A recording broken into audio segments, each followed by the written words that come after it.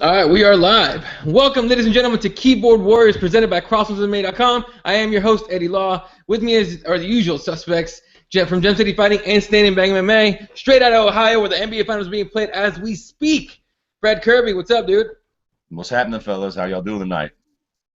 Pretty good, except for the fact that you're on the show. And then we have, yeah, that's right. We start early, bitch. Tasty. Yeah, I'm sure. Like I've already been warned, it's gonna get good today. And then from Standing Bang MMA, Aaron Robbins. How you doing, dude? I'm doing good. Fred, you want to do the honors, or you want me to smash him? All right. Yeah. Go ahead. You start it for us. All right. You remember when you were being a cute little prick, talking to us about the Ohio connection and this and that? Guess who we just got done talking to? Executioner. You finally got Matt Brown. Sure as fuck. Yes, sir. That's right. A half hour, and it was a good fucking show. And I'll tell you what, Kirby saved my ass. For all you people who watch Stand and Bang, please make it through the first 6 or 7 minutes of that show with my fumbling and bumbling about his last couple of fights, because after that, the show gets fucking spectacular. So, Ed, look into the screen. I'm looking at the screen. Fuck you, and don't ever fuck with us about our guests again, because we do get the guests suck a cock.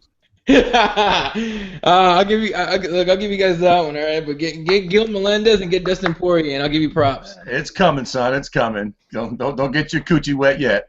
We're working on Dustin Poirier. That would be sick, because he was fucking awesome this last weekend. So, on that note, let's take right into it. UFC Fight Night New Orleans, headlined by Tim Boetsch taking on Dan Henderson. This was an overall a fucking awesome card, really, for being so overlooked. Out of the 12 fights, 10 of them were finishes. It's like I said, it's a card that people thought wasn't going to be that great. Turned out to be really good. Out of the main card, first of all of them were finishes. 5 out of the 6 finishes on the main card were first round finishes. Let's actually talk real quick about, I believe Proctor was on the, excuse me, I got some shit. Proctor was on the prelims. You guys see Joe Proctor choke out Justin Edwards. Proctor's won 3 out of his last 5. He hasn't beat any big names yet. Aaron, is he ready to step up in competition yet? After choking out Justin Edwards? Mm-hmm. I don't think he's going to have a choice. That was a high-profile win. Is he ready for that? I don't know. Joe Proctor is one of those, I wouldn't bet on the guy. I probably wouldn't bet against him either, but is not exactly like we're talking about a world beater. He looked great against Justin Edwards. I did think that fight was going to be kind of a back-and-forth battle, and that's exactly what it was. But I will tell you what, that folding him up with 2 seconds left in the fight, having Justin Edwards face plant like that definitely leaves an impression. Proctor being able to cinch up his hands and then get that guillotine right and lay him flat out like that was a good win. But I got to tell you, I really don't get down with Justin Edwards or Proctor. I mean, those are the kind of fights where I'm like, whoever wins, they probably won't ever fight for a title. It's filler. It's interesting, but I'm glad it was a finish. Yeah, I mean, Fred, you watched the fight. As soon as Edwards went out, I mean, you must have freaked out too, right? Yeah, and for all you pricks out there that don't know, Justin Edwards is an Ohio boy too, so I wasn't jumping out of my skin about that. But you know what I'm saying? What was your question? Do I think he deserves a big bump up in competition after that? Yeah, bigger. Because, I mean, like I said, he's only won 3 out of his last 5. He actually lost to Madero's last fight. Should he get a bigger name? Slightly. A cunt hair bigger. I mean, I don't think that win screams that he's ready for the upper echelon of the division or no bullshit like that. I mean, yeah, he should get a slight bump up. Quite frankly, not even necessarily. I mean, he barely got the finish, right? I mean, it wasn't like he just came out and straight big boy fucking trounced him. I mean, you know what I'm saying? It was a relatively competitive fight. So I'd give him maybe a slight bump up in competition or just somebody of equal caliber. Like Aaron said, Joe Proctor ain't going to be fighting for the title. I hate to be a fucking hater, but let's be realistic here. He ain't fighting for the title. So maybe a slight bump up, but he ain't going to be skyrocketing up the division with that shit. All right, well, let's talk heavyweights here. Sean Jordan knocks out Derek Lewis. This is a rematch from a fight they had in 2010 that Lewis won via decision. First of all, Aaron, did you think that Jordan could actually throw a hook kick the way he did? I never saw him do it before, but you have to imagine a guy who cuts down to 265 to fight heavyweight who does a backflip after his wins. Yeah, guy's pretty athletic for a huge fucking dude. It was impressive. It wasn't pretty. I'll say that. It was impressive. Like, I wouldn't have him slow it down 42 times so I could see just how badly it looked in super slow motion. But when it landed on the Black Beast, I'm pretty sure that's his nickname, the Black Beast. Yeah. Don't get over on me. It ain't racist. He calls himself that, you prick. When that landed on his cheekbone, that was the end. I can't imagine. After he rehydrates from the weight cut, guy's got to be pushing 300 pounds. I can't imagine what that heel up against his face felt like. So, yeah, that was super exciting. And then I think old Brian Stan actually asked him to do the backflip on camera. And then they showed it when they came back. So and we're actually trying to talk with Sean Jordan. I think he's pretty exciting. There's another guy who I think is going to be in title contention anytime soon. No. But I do get excited when I see him in the cage because I know somebody's going to sleep. Yeah, Sean Jordan is one of those guys that just like to just get in there and actually put on a show. All right, just like you were talking right now, he's not going to get a title shot, but with the 3-fight win streak, the win over Lewis, Jared Cannonier, and Jack May, Fred, who do you give him next? I don't know. Now, he's a different case. I think that Sean Jordan should get a nice little bump up in competition from that fight. I mean, the Black Beast is kind of bottom of the tier anyway. So, have Sean Jordan and Meathead fought before? Man, that's a good question. Let me find out. I don't think so. So let's do that. Even though, either way, I gotta say, which we'll get into it, I'm fucking disappointed with Meathead. I was not fucking thrilled with that shit. But we'll talk about that later. But I don't know. That sounds like a fun fight. If they haven't fought before, Meathead obviously needs a step down, and Sean Jordan needs a step up so they can meet in the middle and do their thing. That's the exact fight I was thinking.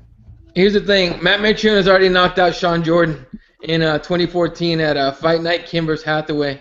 First round knockout. So, I mean, you can see the rematch. It wouldn't be a bad thing to watch. Look, there's only 35 guys, 25 guys in the division or whatever. They can cross paths.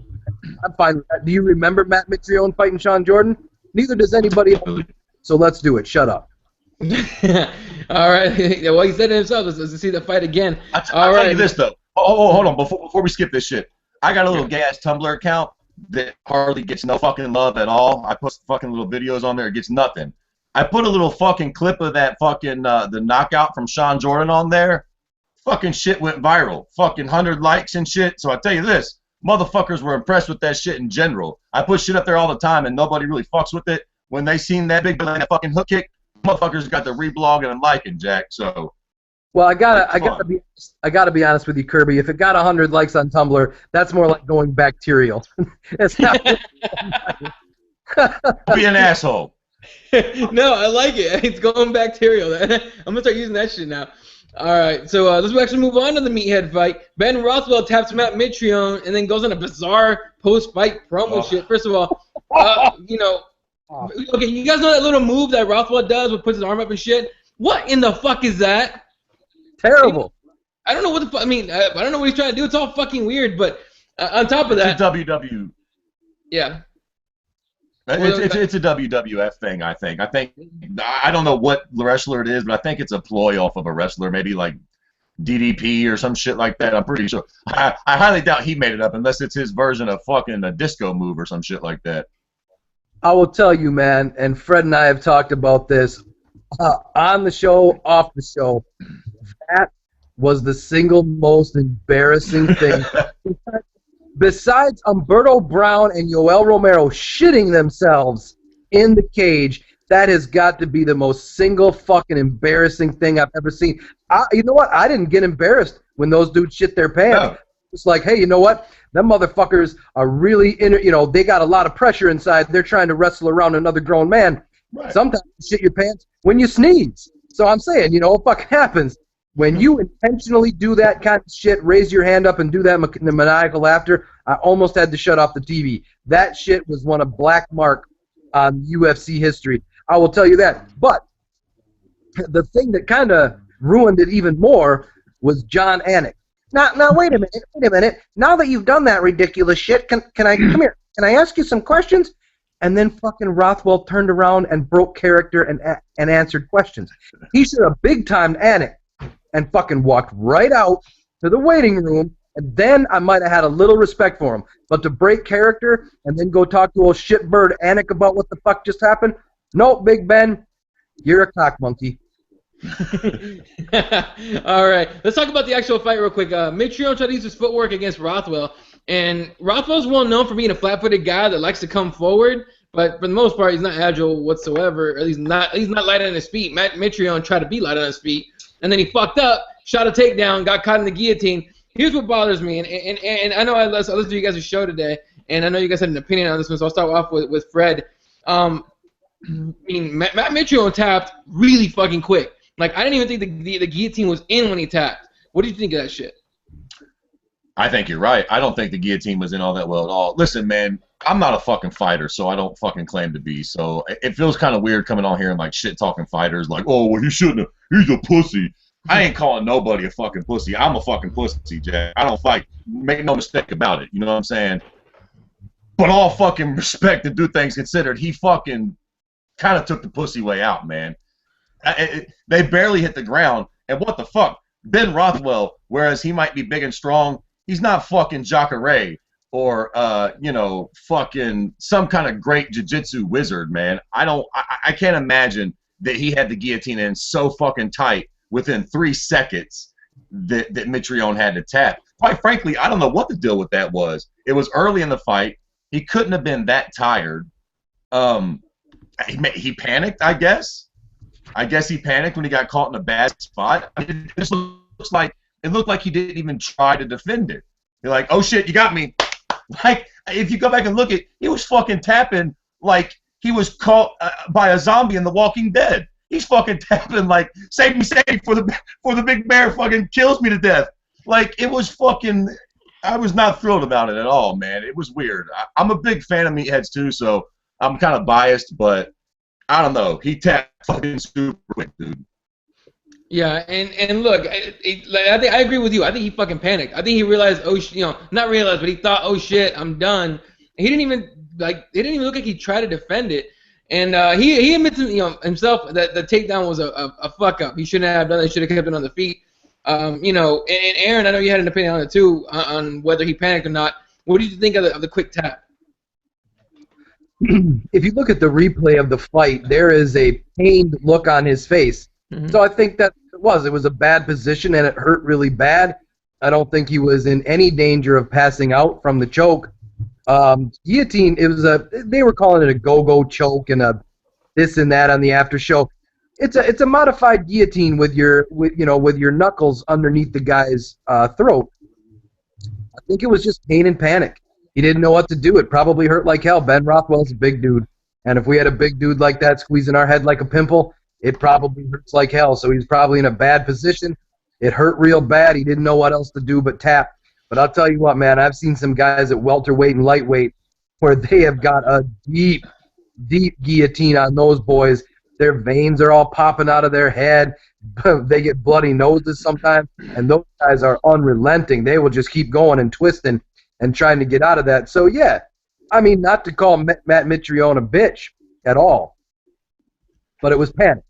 I think that had he taken a couple seconds and remained composed, he might have been able to roll out of that, and who knows. But I'll tell you what, for all the talk about Matt Mitrione being so athletic and this and that, his athleticism is that for a big guy, he bounces around. But, I mean, his hands are down at his waist.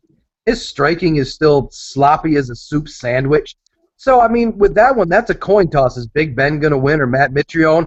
It's the same thing in all of Mitrione fights. It's whoever hits who first or whoever gets in a bad position first.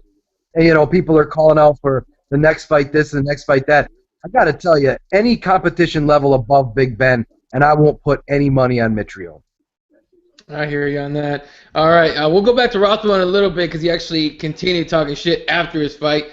But let's move on here. I want to talk about Francisco Rivera against Alex Caceres. He knocks out Bruce Leroy.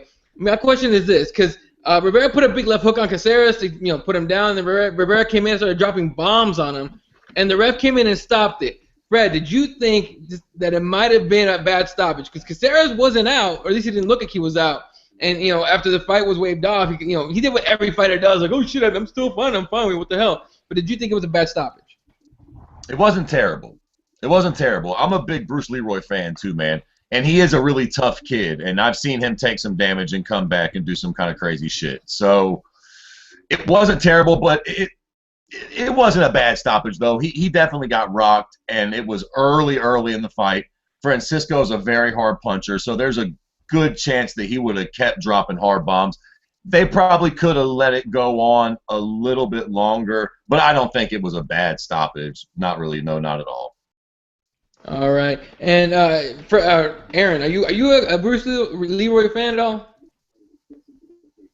Yeah, as much as you can be for a kid who has such an abysmal record. I mean, let's be honest. What is he, like 10-8? Yeah, it's not great. Yeah, I mean, you know what I mean. I don't got a lot of faith in the kid, but I will tell you this: it looks impressive for Rivera, right? Mm-hmm. But it didn't last long enough to show me how impressive it was, because right away people were calling for the rematch with Uriah Faber, which I do think Rivera deserves, because Uriah Faber drilled him in the eyeball about as deep as a human possibly can, and then disregarded the fact that his opponent was obviously damaged and squeezed his head off. So I would like to see him get that fight back. What are you giggling about like a little fucking girl? Why don't you pay attention to the show instead of your phone? Who, me? Yeah. I fucking hear you guys. I don't need to see your face, Aaron. I see your face all the time. Keep talking. I hear you. I'm about to take a selfie of you. Fuck you. You're looking at your phone and giggling like a little girl. What are you doing over there that's more important than this show? Somebody send him a dick pic. I'm looking at the phone. I'm about to fucking take. Keep fucking talking, asshole. All right, look. Now, Caceres is now on a 3-fight losing streak. Lost to Faber, Kanehara, and now Rivera. He's still, I think he's a pretty young guy. He's 26 years old. He has a 10-8 record, though. Is obviously on the chopping block. Is he? Oh, this motherfucker's taking a selfie on the show. Go throw off your game now, Eddie. Let's go. You're the fucking host. You fucked that up for me, dude. What the hell? Anyway, is Caceres a guy that's on the still considered a young prospect? Do you keep him around, Fred? Yeah, absolutely, man. I think he's lost a lot of fights, and his record is kind of sketchy and shit like that. But he's still a personality, and he's a name. And with this whole Reebok shit going on, you're going to have a lot of guys like that. And I think that Bruce Leroy is the type of guy that Bellator could snatch up and throw a little promotion behind, feed him a couple cans. Next thing you know, he comes out, and he's got that hype built right back up. It's easy when you're not in the UFC, and believe me, I'm a prick that suffers from that all the time. These guys come into the UFC, they've been crushing cans. Danny Fred's the first one to jump on the train, like, check this dude out. He's going to come in and start smashing folks. And then he gets to the UFC and looks like a shitbird against somebody that's low level. So, yeah, nah, man, they want to keep Bruce Leroy. He's a name, and he's an exciting fighter. They don't want him going to Bellator, Jack. Aaron, what do you think? Did you say this was his third? Third loss in a row. Chopping block. Off the Bellator, I guess. All right. Moving on here. Dustin Poirier, he's back on track, it seems now, with a big win over Yancy Medeiros. Around the 425 mark, Poirier rushed Medeiros and started to land some bombs on him. He seemed to knock Yancy out quite a few times, not just once. I mean, the first one, yeah, he knocked him down.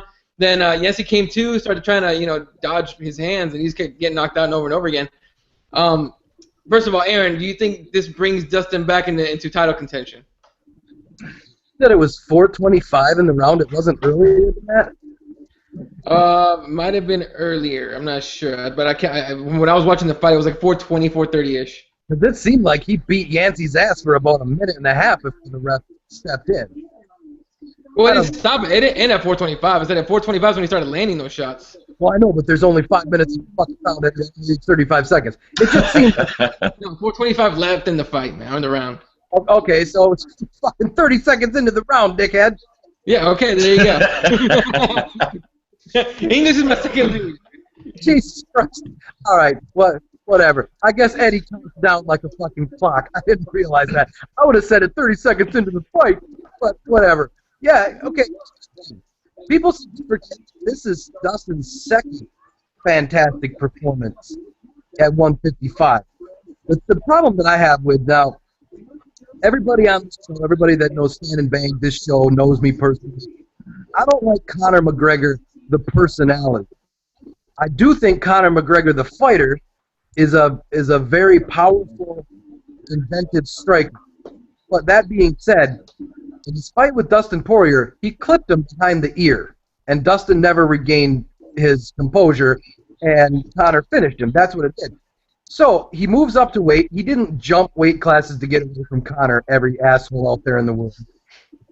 And as soon as Poirier finished Yancy Medeiros, who's a tough Hawaiian fighter, everybody started speaking out, "Oh, I'm glad he recovered from the Conor McGregor fight. And see how much Max Holloway and Dustin Poirier." You know what I mean? The only person who has that kind of power is Bill Clinton back in the day. Monica Lewinsky sucked his dick, and she got famous by sucking his dick. You don't get better because Conor McGregor beats you. So first off, everybody out there who's saying that kind of stuff, just the fuck up.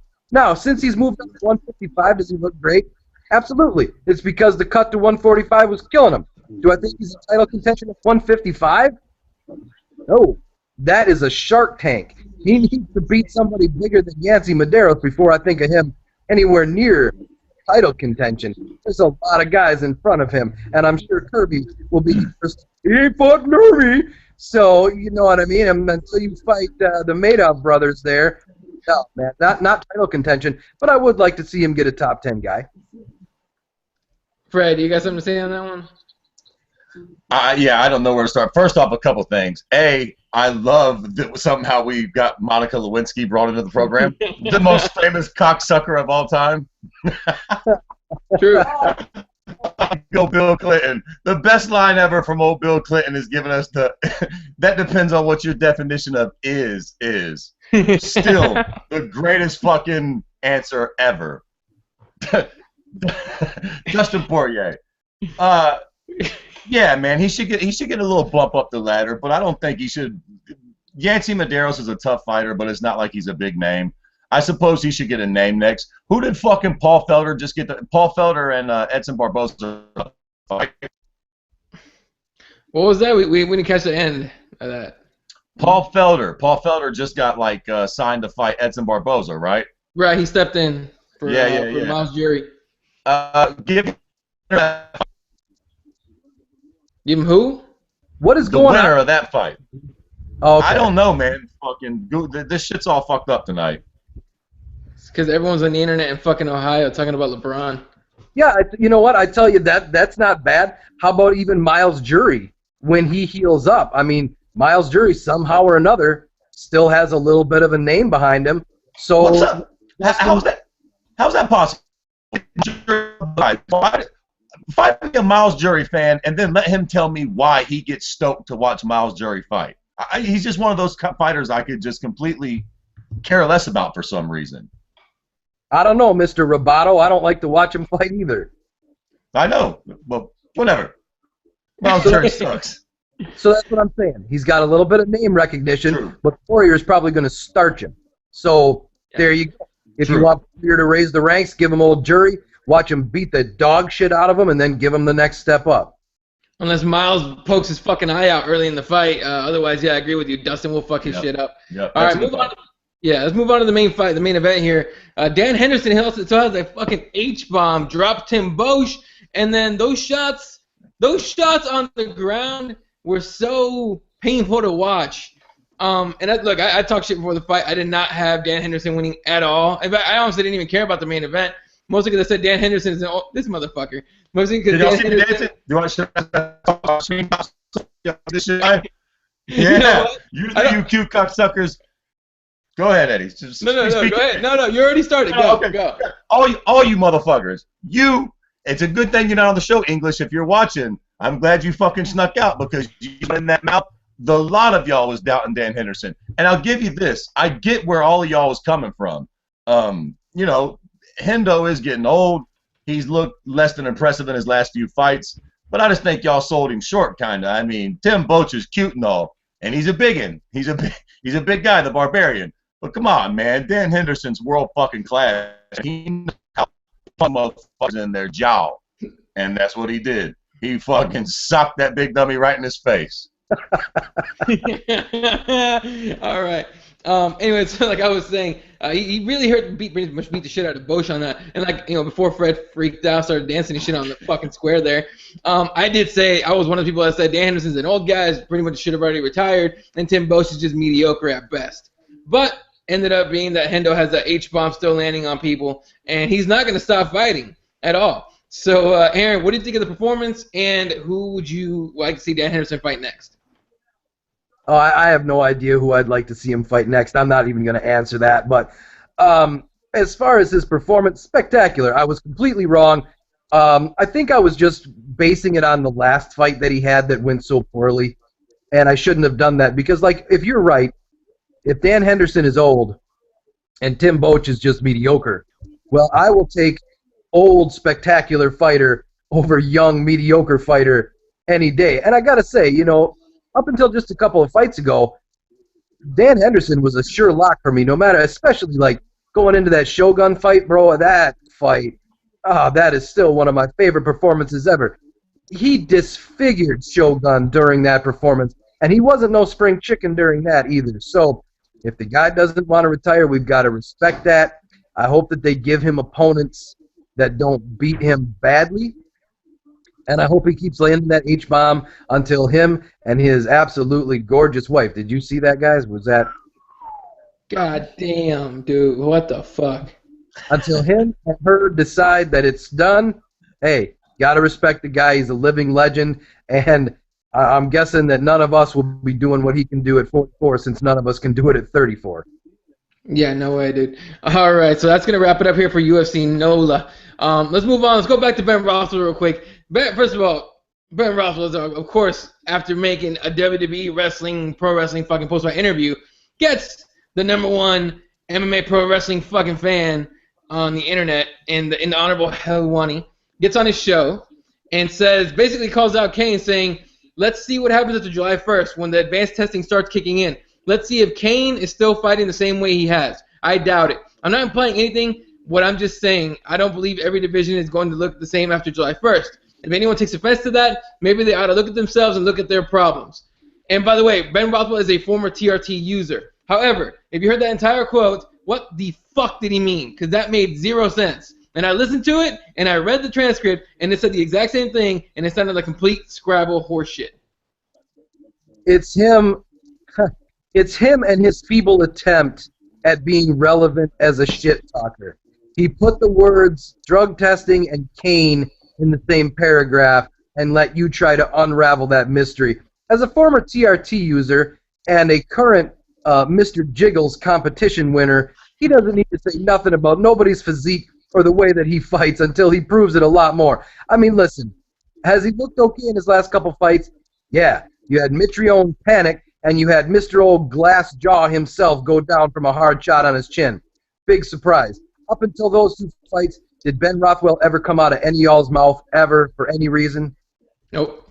No. The only reason people really remember the Mitrione fight is for the bullshit that he pulled directly after it. Not the Mitrione win. It was that stupid-ass laugh and him putting his hand in the air. And so that's just another way. Finally, people are listening to him a little bit. Old fucking Ariel gave him a platform, and so he tried to stay controversial and be like, oh, Kane's not just a natural talent and a fucking world beater. It's obviously the steroids that he's never been tested positive for. Yeah, get the fuck out of here.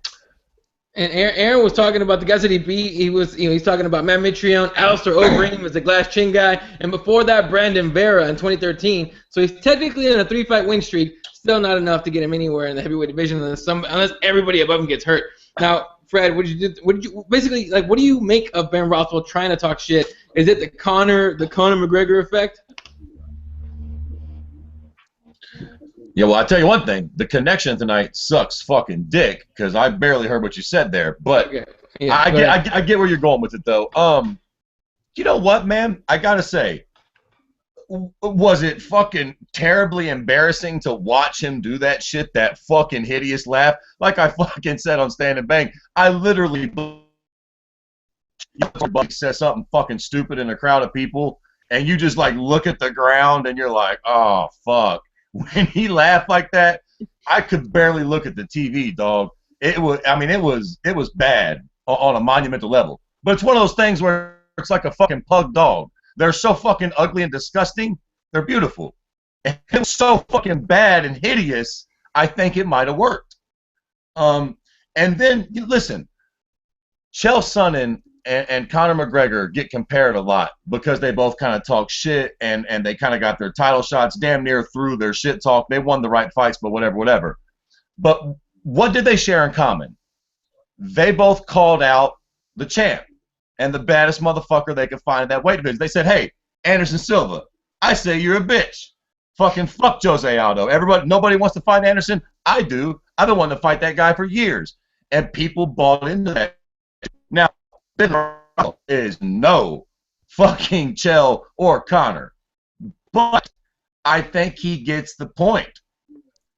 He used Kane's name. Kane's the fucking champ. If Kane wins this fight next week, then Kane's still basically the Anderson and the Jose of that weight division.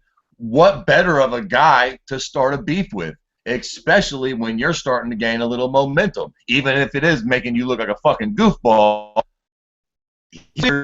But I think he's on the right track with this shit, man. You know what? I disagree. I disagree with that. I think Ben Rothwell is more like Chael Sonnen in the fact that nobody gave a shit about Chael Sonnen when he was in WEC and going the distance with he almost won the title. Yeah, Paulophilia or whatever the hell. No one gave a shit, right? He comes over to the UFC and then he gets a persona. Nobody bought into that bullshit. Chael was acting. That was acting. He didn't act that way when he was doing post-fight. He didn't act that way when you saw him in real life. He was acting. Ben Rothwell broke character real fast. As soon as John Atkins wanted to ask the question, he should have come, like I said, he should have turned his back, gave him the finger, and walked out. At least kept character. That's the one thing I'll give Conor McGregor. He's always on. If that's a persona, he does it 1,000% of the time. He's always Conor McNuggets. No matter what. You see him in his house, McNuggets. You see him in the cage, McNuggets. You see him on the MMA Hour, McNuggets. So big props to that. If you're going to play a character, you have to stay in character for it to be believable. That's why I don't buy into Ben Rothwell's bullshit. And I thought Chael Sonnen was fucking embarrassing when he did all of that mess and his shit talk. That was almost as embarrassing as Ben Rothwell. Now, on Fred's point, did it get him the title shot? Sure. But Anderson, without a broken rib, beat him like a little bitch. So who cares? Very true. All right. And Kane actually responded to it. Someone asked him about some media thing that he's doing right now in Mexico. And Kane responded saying, quote, "That's a big compliment for me because I'm never known for my physique. For someone to point that out, I'm kind of flattered." And then he went out to say that he thinks Rothwell's just trying to make a headline and, pointed out how crazy his post-fight speech sounded. So, look, no one's scared of Ben Rothwell, but it might get him a bigger fight, up next. So we'll have to wait and see because the 3-fight win streak isn't enough anymore, I guess. All right, moving on. Whoa. What? Kane has fucking threw Ben Rothwell a beating before, right? Right. He beat the shit out of him already, yeah. That's right. Okay, yeah. What the fuck? I forgot all about that. Piss on Ben Rothwell. Okay. That's right. All right. I have no idea what you just said, R2D2. Hey, fuck you. You sound like that too, motherfucker. It ain't just me. It's the connections both ways. All right. Moving on here. It was announced today that Bellator's Mike Richmond has been suspended for 2 years and fined $2,500 after testing positive for PEDs. Now, if you watched Bellator 137, a bunch of dudes missed weight, but Richmond missed it by 3 pounds. So he came in overweight. The fight against Eduardo Dantas was initially canceled, and then someone talked Dantas into actually fighting him, probably offered him more money, whatever. Dantas won the fight via decision, and then he tested positive, and then Richmond tested positive for roids. So obviously, this is the 2-year suspension hurts a lot worse than $2,500 fine. That's 2 years of being out. He's 29 years old. If the appeal is unsuccessful, because he will appeal for sure, if it's unsuccessful, he's going to be 31, maybe 32 by the time he comes back. Aaron, should he just move on to something else, or should he continue fighting?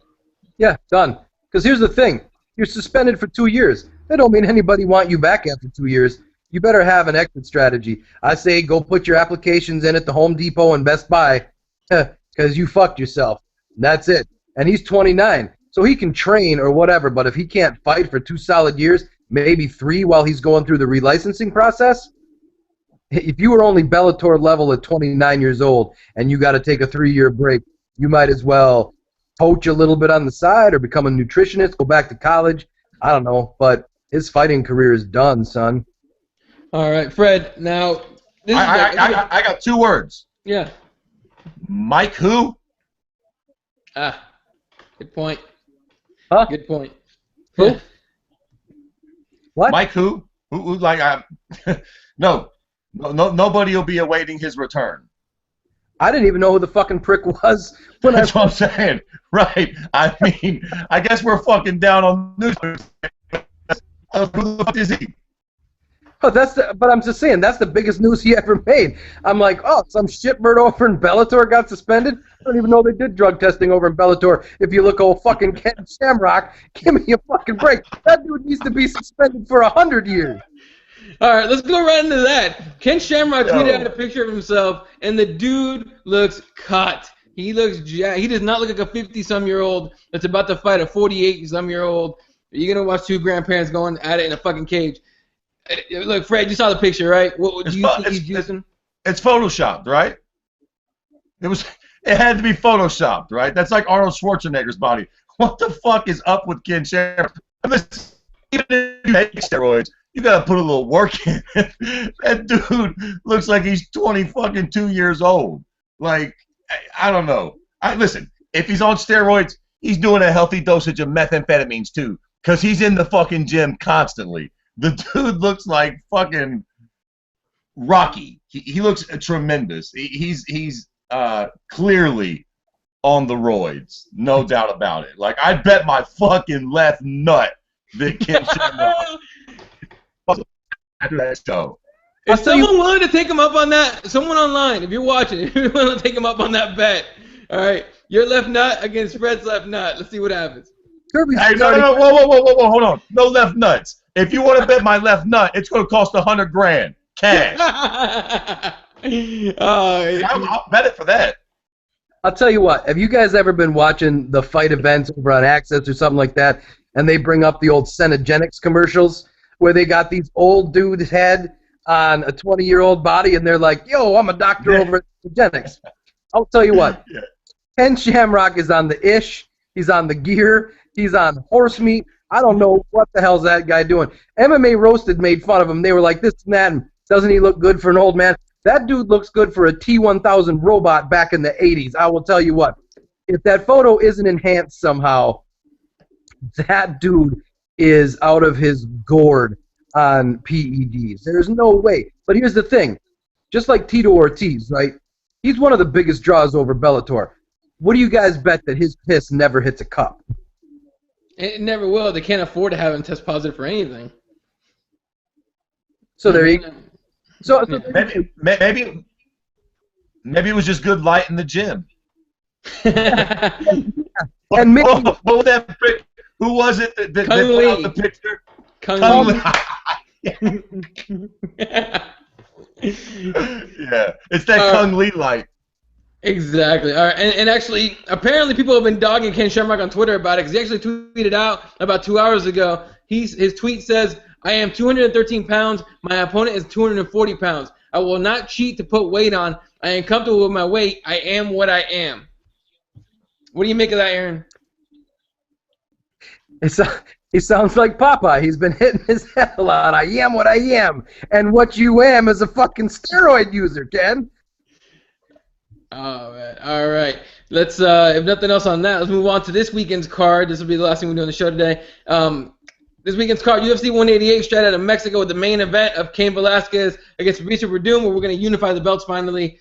Let's just talk, let's talk about one girl you've had on your show, Angela Hill taking on Tecia Torres. Look, a lot of people saying Tecia Torres is overrated, Angela Hill underrated. Fred, what do you think of this fight? I hope Angela Hill knocks her ass out. I think happens, man. I don't know. Like, I think that if Tecia Torres can't get a takedown and she can't make it a grappling affair, I do think she'll get knocked out. I don't think that Tecia Torres' striking is all that great, and I think that Angela Hill is a pretty fucking good striker for MMA. So it's one of those classic fights that comes down to where the fight will end up being contested at. If Angela Hill can keep it on the feet, I think that she holds an advantage, and vice versa. If Tecia Torres gets it to the ground, the fight swings drastically in her momentum. Yeah, Aaron, again, I know you guys had Angela Hill on the show. What do you think of this fight? Who do you think has the advantage here? Well, we we haven't seen Angela since the finale, and she's done a lot of training. We often see fighters develop very quickly after they get out of the house. She had literally no experience going into the fighter house. I think she had one fight, and then she came out and she looked pretty damn good in the finale. Now, there is a world of difference between the gym that she trains at and American Top Team.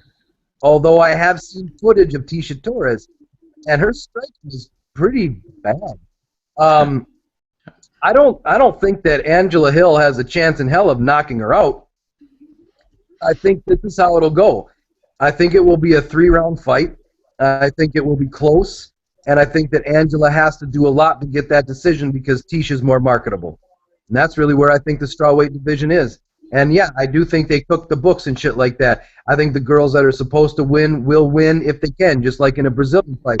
So I think that old Angela needs to go in there and put a fucking beating on her for 2 out of the 3 rounds, a definitive beating, so there can't be one of those backwater deals where Tisha Torres gets the nod. But she told us that she wrestles with mountain men and mountain boys and all sorts of wrestling going on there. So yeah, Tisha's striking is terrible. She looks like a freaking velociraptor coming at you or something with those short little arms, muscular shoulders. So I think if she can get her in the clinch and bash her with those knees and keep it standing, I think it'll be a close fight. I think it'll be a decision. And if Angela really puts on a performance, I think she gets the decision. All right. Well, hopefully Angela worked on her takedown defense because Tisha Torres is just like Fred was saying. I believe the same thing. If Tisha gets her to the ground, I think it'll be a long night for Angela. So hopefully she's able to keep it on the feet. Let's move on here real quick. Of course, Yair Rodriguez taking on Charles Rosa. Wait. Before you go on, what is it up with those Florida gyms and all that wrestling bullshit? We are stuck now with the worst season ever of Tough, and it's 2 of the gyms that just wrestle fuck all day long. I know they got Mikey Rodriguez and some good striking coaches down there.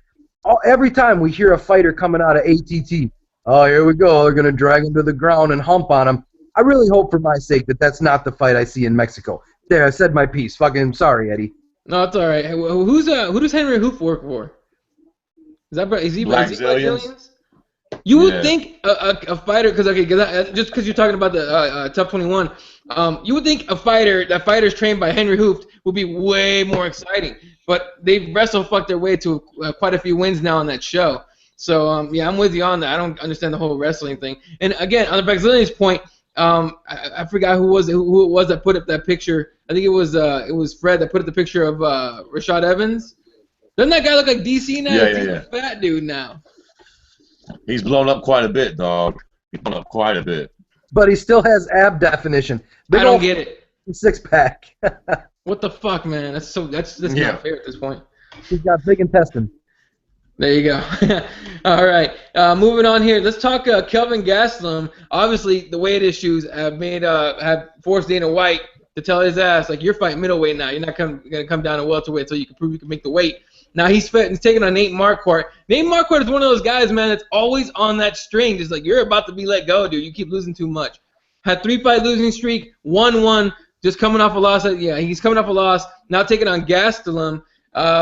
Look, it seems like it's going to be just like a wrestle fuck competition. What do you think of this one, Aaron? Nate Marquardt is one of those fighters that is so tough because he has these flashes of brilliance that are overshadowed by his bad performances. But when Nate Marquardt is on, you got to remember that guy is credentialed. I mean, the pancrase stuff. Yeah, he has had some great performances against some great fighters. Gastelum is now in a weight class with big boys, and Nate Marquardt, the big 185er. I think Gastelum is going to have a real hard time. I think this might be where Gastelum doesn't look so good. Because he's already said, as soon as this fight's over, I want to get back to 170. I promised Uncle Dana I'd stop eating fucking chocolate-covered Twinkies. So I think he's going to struggle with Marquardt. Yeah, I mean, and I agree with that as well. I think Kelvin Gastelum was perfect with 170 if he could just fucking make the weight. 185 is going to be too big. What do you think, Fred? Yeah, absolutely. I think that he might have been a little bit too big to make 170, but Nate Marquardt pretty good, and I think that he seemed like his power and his strength was kind of a big attribute of his in his fighting style. And going up a weight class, that's going to be one of the first things that kind of slightly get neutralized by bigger. And Marquardt, even though he kind of had some weird foul-ups, he's a big dude. He's a beast, man. So I don't know. I guess we'll wait and see. We haven't seen Kelvin fight at that weight. But I tell you what, they either aren't fucking around with him because of his weight problems, or they've got a lot of faith in him, because Nate Marquardt is definitely a nice fight for your first fight at 185. Like, he's no fucking joke, man. No, I agree with that. All right, let's move on here to the co-main event, which I'm excited about because it's two brawlers, basically. Eddie Alvarez taking on Gilbert Melendez. A lot of shit talk between these two for a while now. I'm expecting a brawl. I think I'm hoping for a brawl. I mean, there's sometimes you expect a brawl and you get a wrestle-fuck competition.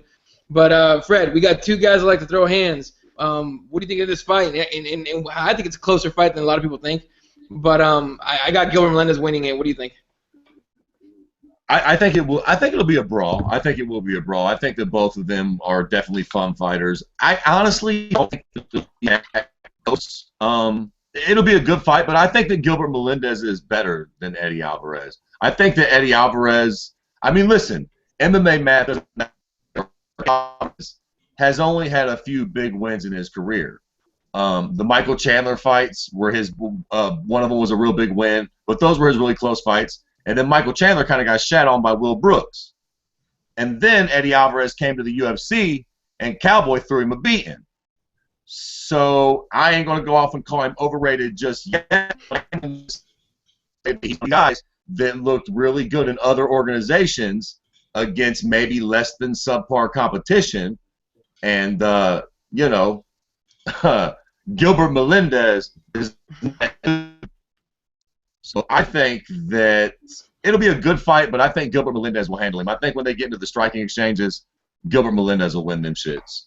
What the fuck's so funny, Eddie? Are you watching porn? No, I think LeBron's fucking you, man, because your connection is so fucked. It's like...